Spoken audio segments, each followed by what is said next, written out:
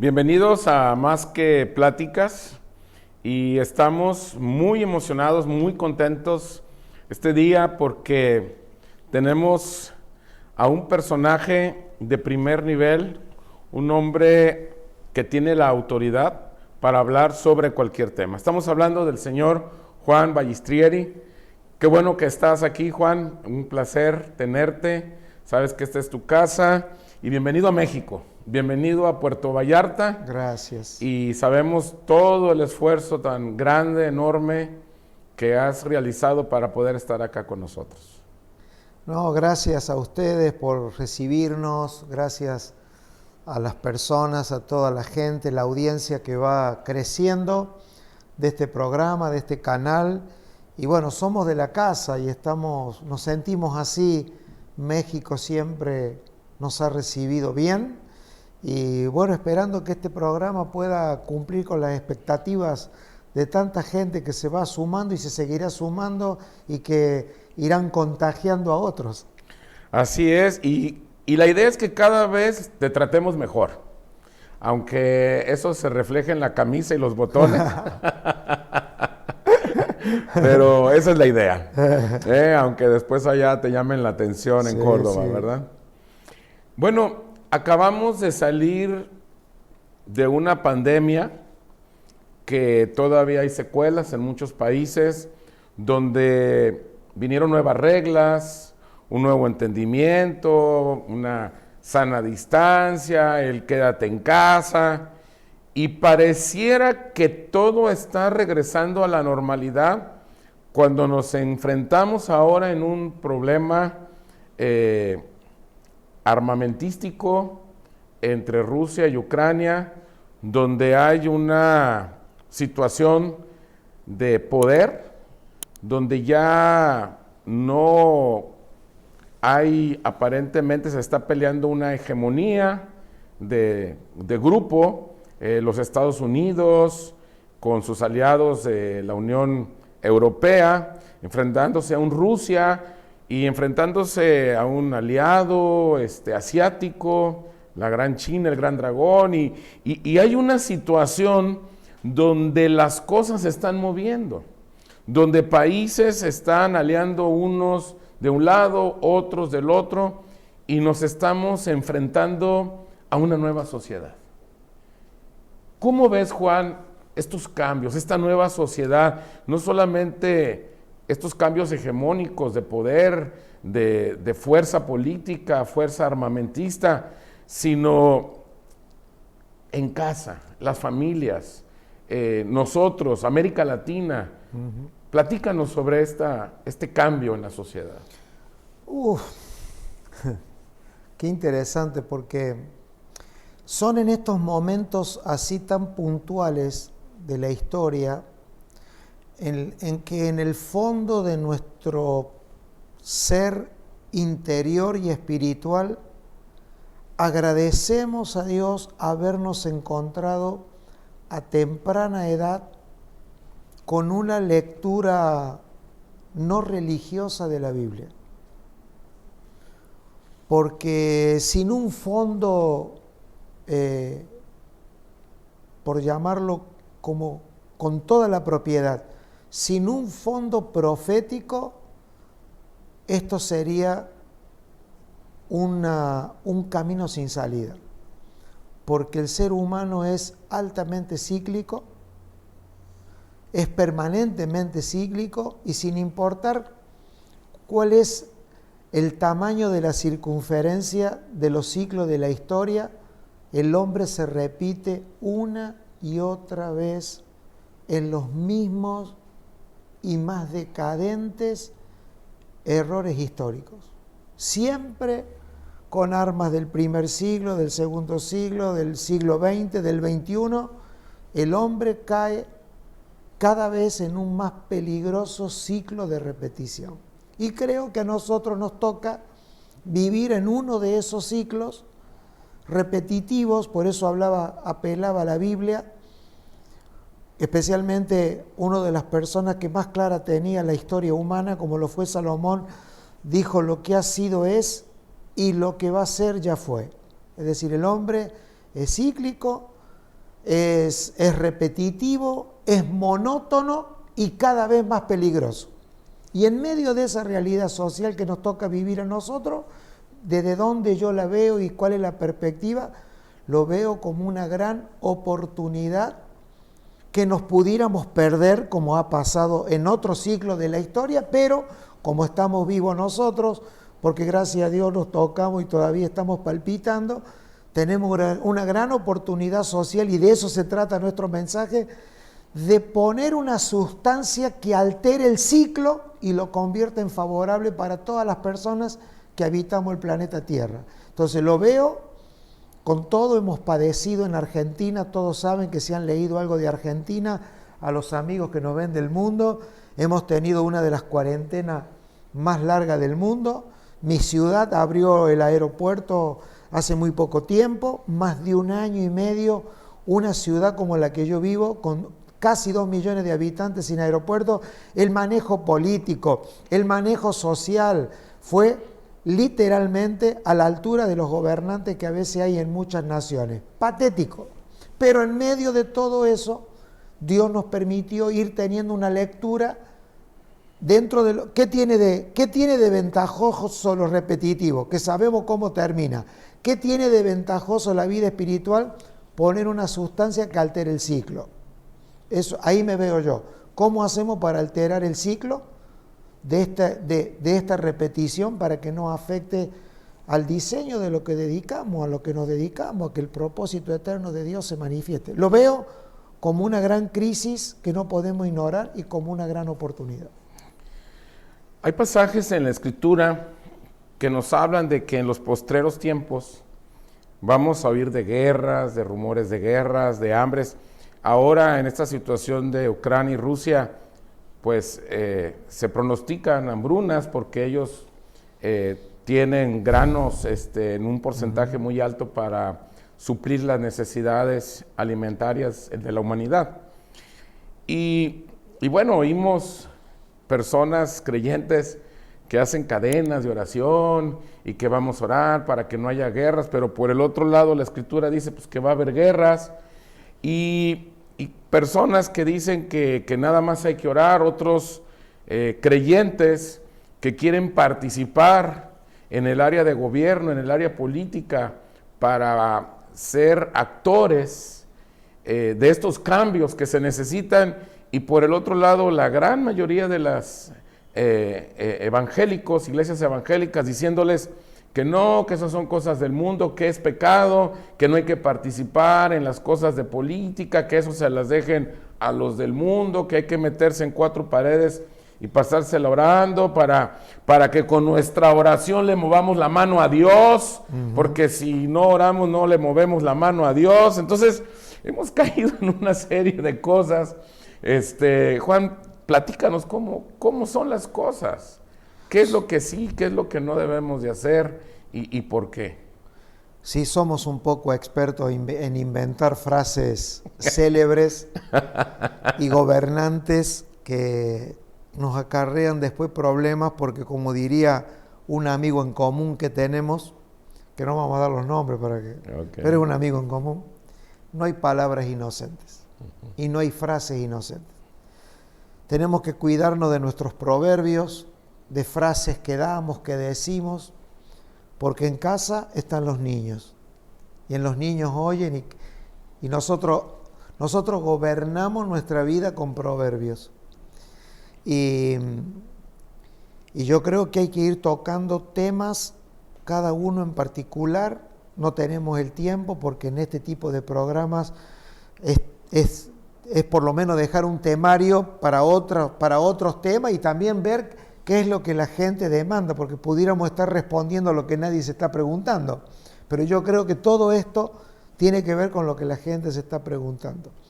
En cuanto a cuál es nuestra acción en medio del mundo en el que vivimos, siempre es compromiso. Comprometerse nunca es un error, si comprometernos significa primero estar comprometidos con una causa.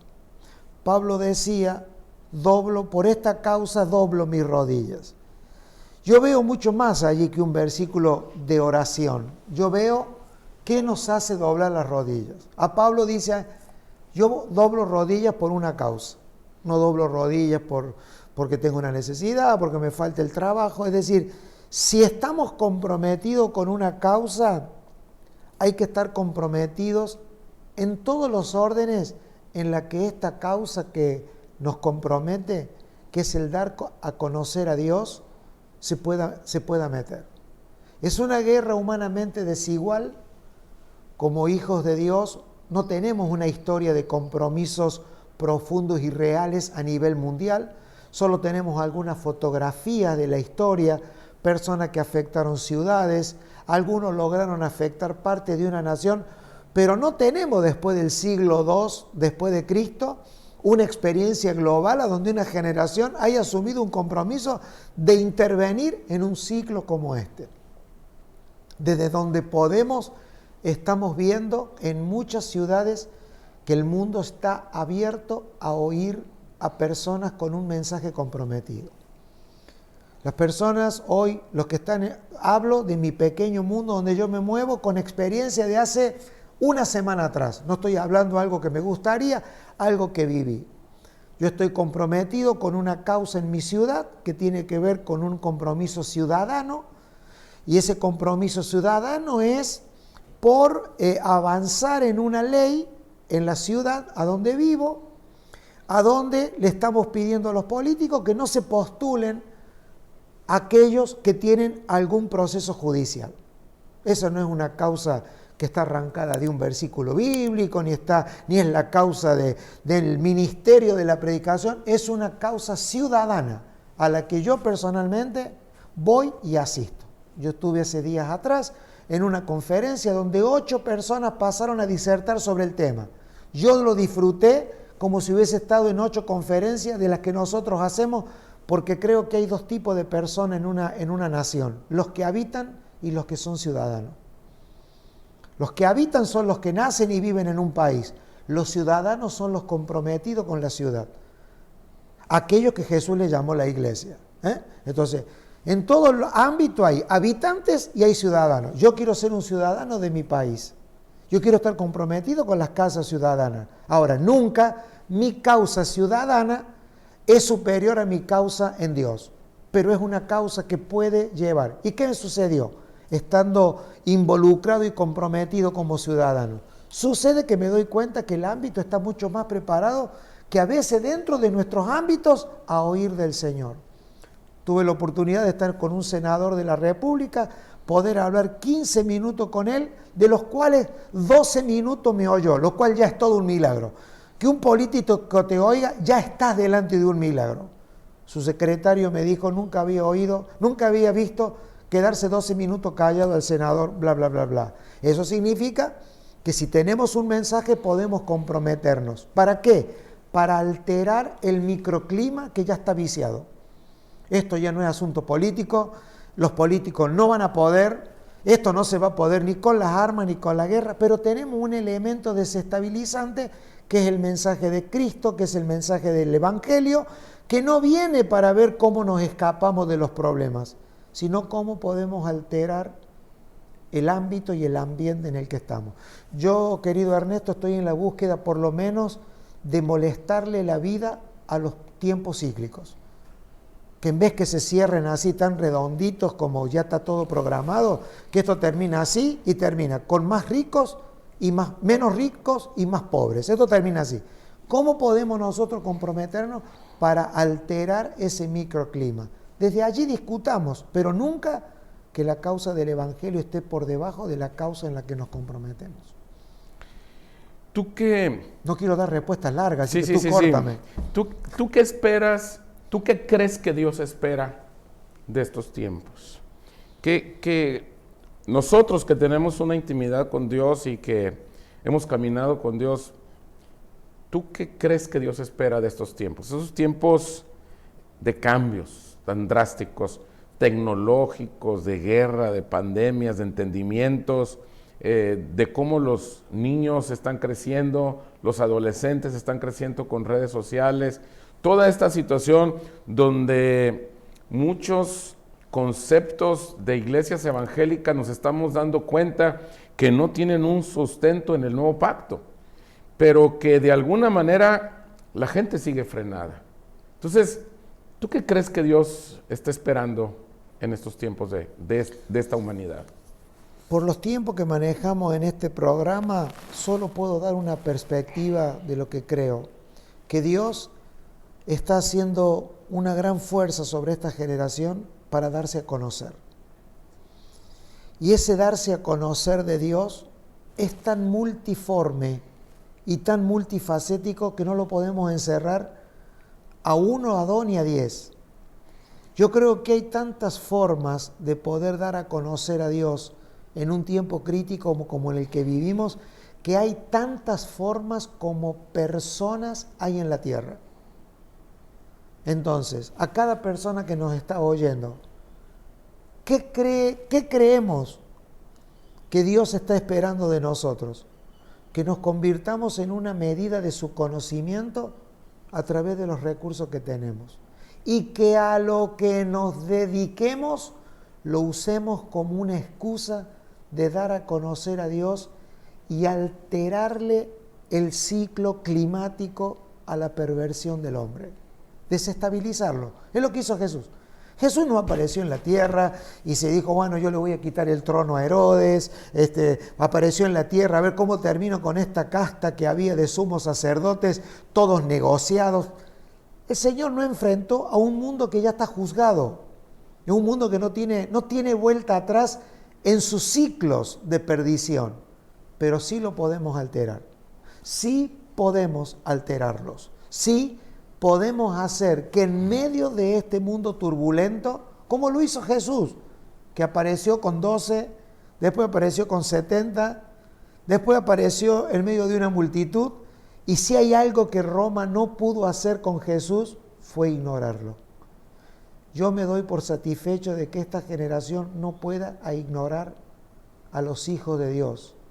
¿Para qué? Para que el mensaje de vida y de salvación pueda ser transmitido en un clima que yo creo que es doloroso, pero a la vez propicio como todos los climas dolorosos. Juan, la iglesia, entendiendo la iglesia como lo que es, no una denominación o una organización, o la iglesia en este orden mundial que estamos viviendo, ¿es favorecida o es oprimida? ¿Cómo lo ves? No, yo creo que la iglesia, como definición eterna, tiene la cintura para encontrar su lugar bajo cualquier circunstancia. Por definición, y a lo que me debo, y a lo que creo haber entregado mi vida, porque estamos en esto hasta el fin, es que como propósito es favorecida.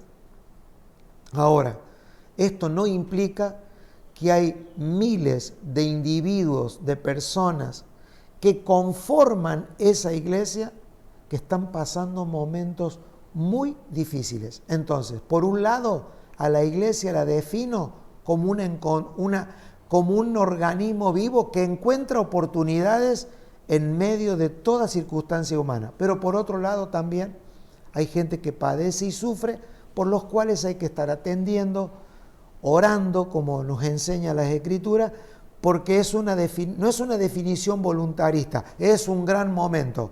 Siempre es un momento propicio para la iglesia, pero no hay que ignorar que en medio de ese momento propicio hay personas que están sufriendo y por los cuales hay que velar para que ese sufrimiento sea reducido, sea resumido, pero al final de este ciclo de la historia, Dios se habrá dado a conocer de una manera como la que nunca fue conocida. Sí es propicio, Ernesto, sí podemos encontrar los buenos tiempos y momentos para dar a conocer a Dios.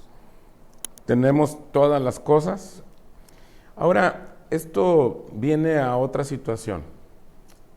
¿Qué papel ha desempeñado la iglesia en lo operativo, ya en lo terrenal, en los últimos siglos? En los últimos 150 años, 200 años. ¿Cómo has visto tú el papel que ha desempeñado la iglesia institucionalizada, humanamente institucionalizada, siempre configuró un formato enajenado de la realidad de la historia. Es como que se fue creando una historia paralela.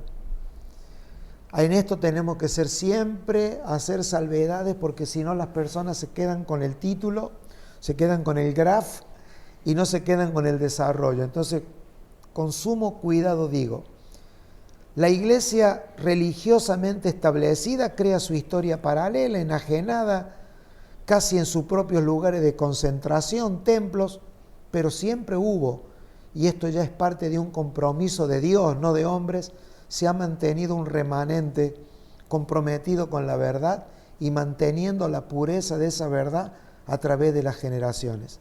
Ahora, nosotros no tenemos mucho registro que en muchos lugares del mundo la iglesia haya presentado resistencia y defensa eficaz, pero que lo hubo, lo hubo. Ahora, nosotros hoy tenemos la oportunidad, a través de todos los medios, el acceso. Nosotros tenemos que entender, Ernesto, que hoy tenemos personas entre 30 y 40 años, 50 años, eso se llama bonus demográfico. Tenemos un bonus demográfico que no teníamos hace 100 años atrás. Gente de entre 40, 50 y 60 años que ya tiene una vida sólida en la fe y ya metida en toda la sociedad. Tenemos una oportunidad de cambiar esta ausencia de la iglesia, de la historia, por una iglesia más presente. Es un bonus demográfico que no se ha dado en otras generaciones.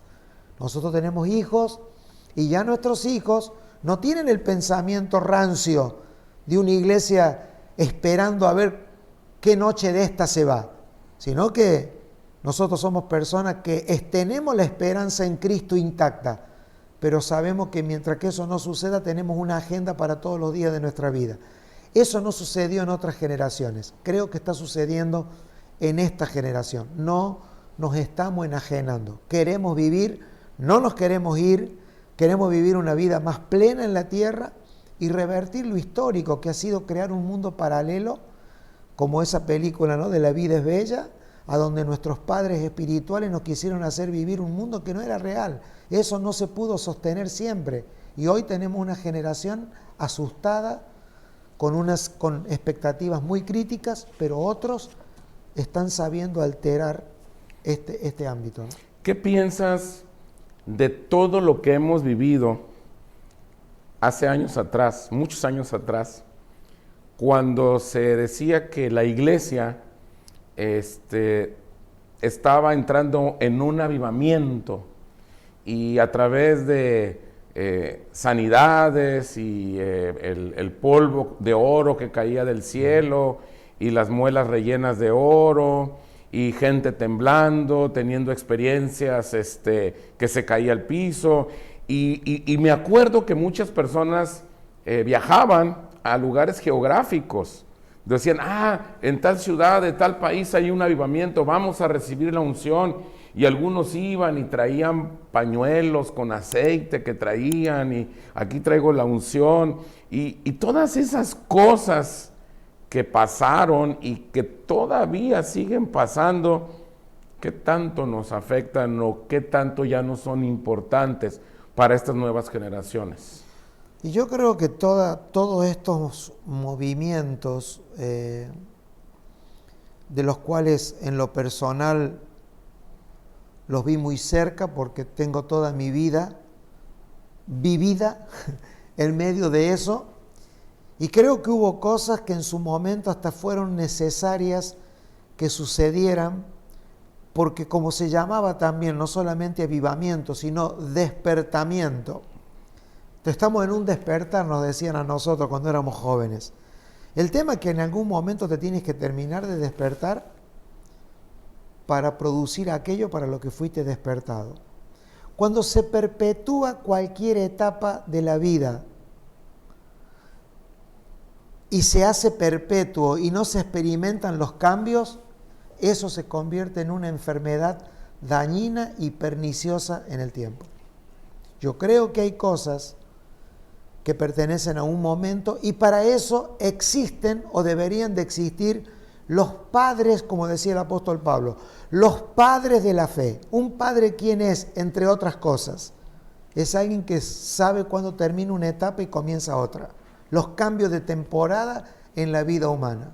Un bebé, un niño, un adolescente, un adulto maduro, vejez, marcadito. Uno no puede perpetuar toda la vida una etapa. Creo que parte de todo eso que dijiste, Ernesto, fueron parte de un momento. Yo creo que hubo momentos que fueron necesarios, pero el daño fue en perpetuar eso creyendo que eso era el estadio final. En los años 2000, ¿qué gritábamos? Algunos que nos ganamos las antipatías. Señores, cuando un helicóptero se acerca a la tierra, levanta polvo. Cuidado que el polvo no sea la atracción y nos haga ignorar el que viene en el helicóptero. Yo creo que cuando Dios quiere penetrar una generación, es Dios mismo acercándose a la tierra y es inevitable que se levante polvo, que sucedan cosas que nos llamen la atención. En medio de ese polvo uno tiene que sacudir todo eso y ubicar qué está viniendo más allá del polvo que se levanta. Creo, Ernesto, porque buscas respuestas incisivas a tus preguntas. Digo que mucho de lo que se levantó fue de Dios, pero creo que en algunos lugares no se vio la sustancia de Dios y eso me da mucha tristeza. Espero que esta vez el polvo no nos impida ver la persona misma de Dios que está queriendo llegar y yo creo que se está expresando en nuestros días. Yo para terminar, Juan, tengo la última pregunta. ¿Estamos viviendo un cambio de estafeta o ya tenemos la nueva estafeta o todavía no la agarramos o estamos en esa transición? ¿Cómo ves tú las cosas? Y esa es una... Yo creo que si lo hablamos generacionalmente y tomamos la historia y decimos, a ver, marquemos 50 años. Si tomamos la historia en 50 años, creo que estamos siendo parte ya del tiempo de que estamos caminando en una nueva temporada. Y sí creo que hay muchas personas en todo el mundo, ya lo hemos compartido en otros programas y en otras conversaciones, ya están funcionando en ese nuevo cambio. Acabo de compartir una serie de temas que los titulé Cuando las temporadas cambian y sobreviven las personas, basado en que cuando Dios produce un cambio de temporada, Dios no quiere que las personas mueran, porque un cambio de temporada no puede ser resistido. Creo que hay un cambio de temporada, que hay un estilo que ya murió, que hay formas que ya murieron, que fueron de Dios, pero Dios es soberano en cambiarlas, y que cuando cambia la temporada tenemos que cambiar las formas, porque si no las formas se llevan puestas las personas. Uno no puede resistirse para siempre una temporada. Ustedes aquí en México tienen algo diferente a nosotros en Argentina. Nosotros en Argentina tenemos 4 estaciones bien marcadas. 21 de marzo, 21 de junio, 21 de septiembre, 21 de diciembre. El 21 de marzo comienza el otoño, 21 de junio comienza el invierno, 21 de septiembre la primavera, 21 de diciembre el verano. Y tienes que a veces del 20 al 22 cambiar todo tu ropero, porque llega el día 21 y cambió. No es como quizás en algunos países a donde es menos calor, más calor, como decía un amigo mío en Colombia. Acá tenemos 4 estaciones, calor, mucho calor, más calor y qué calor. En cambio nosotros no. Entonces yo creo que lo espiritual en eso se parece más a Argentina. Las temporadas son trágicas y tú no puedes aparecer con ropa de verano en invierno porque no mueres, porque te mueres, no vives. No vives. Tenemos que cambiar. Pues estamos ya despidiéndonos y muchas personas que nos están escuchando, Juan, tienen puesta ropa de invierno cuando estamos en calor, Riesgo de vida. ¿verdad? Deshidratación. Ajá, y yo creo que hay que entender cuál es la etapa que estamos viviendo, cuál es el momento histórico en Cristo, que es el que estamos corriendo, la carrera de la fe. Definitivamente algunos hemos entendido que ya agarramos esta estafeta, y hay otros que siguen corriendo y no la quieren soltar. Y no la quieren soltar porque es su forma de vida, es su estilo, son sus tradiciones, pero ahora sí que tenemos que ser entendidos de los tiempos. Todo lo que se quiere debajo del sol tiene su tiempo y tiene su hora. Y yo creo que cuando caminamos en el Espíritu, en los tiempos de Dios, podemos entender los climas de Dios. Sí. Juan, ha sido un privilegio. Una última palabra y con esto ya. Sí, solo ya que está el tema, porque tengo algo que es como una luz que se me prende. Nada que no hayamos dicho, solo dejarlo entre negrilla. Los cambios de temporada son más violentos que lo que nosotros pensamos. Por eso, recién te comentaba, cuando las temporadas cambian sin que mueran las personas. Yo no estoy hablando de que un cambio de temporada de Dios necesariamente tiene que matar biológicamente a las personas. Pero si nosotros nos resistimos a los cambios que Dios está proponiendo a cada generación, lo que se muere en nuestra vida, en el espíritu, perdemos la frescura, perdemos la luz y nos convertimos en un serio problema para nuestros hijos. Gracias. Pues muchas gracias, hemos concluido, seguimos en contacto. Hasta la próxima. Gracias a todos.